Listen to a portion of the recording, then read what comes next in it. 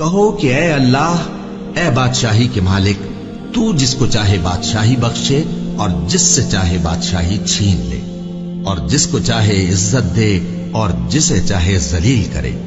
ہر طرح کی بھلائی تیرے ہی ہاتھ ہے، اور بے شک تو ہر چیز پر قادر ہے۔ تو ہی رات کو دن میں داخل کرتا اور تو ہی دن کو رات میں داخل کرتا ہے۔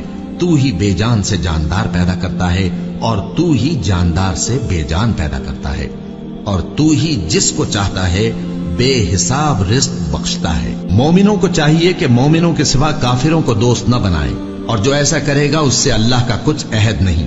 ہاں، اگر اس طریق سے تم ان کے شر سے بچاؤ کی صورت پیدا کرو تو مذائقہ نہیں۔ اور اللہ تم کو اپنے غضب سے ڈراتا ہے، اور اللہ ہی کی طرف تم کو لوٹ کر جانا ہے۔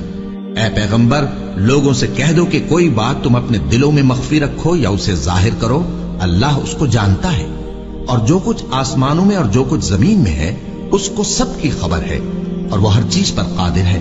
جس دن ہر شخص اپنی کی ہوئی نیکی کو موجود پا لے گا اور اپنی برائی کو بھی دیکھ لے گا تو آرزو کرے گا کہ اے کاش اس میں اور اس برائی میں دور کی مسافت ہو جاتی۔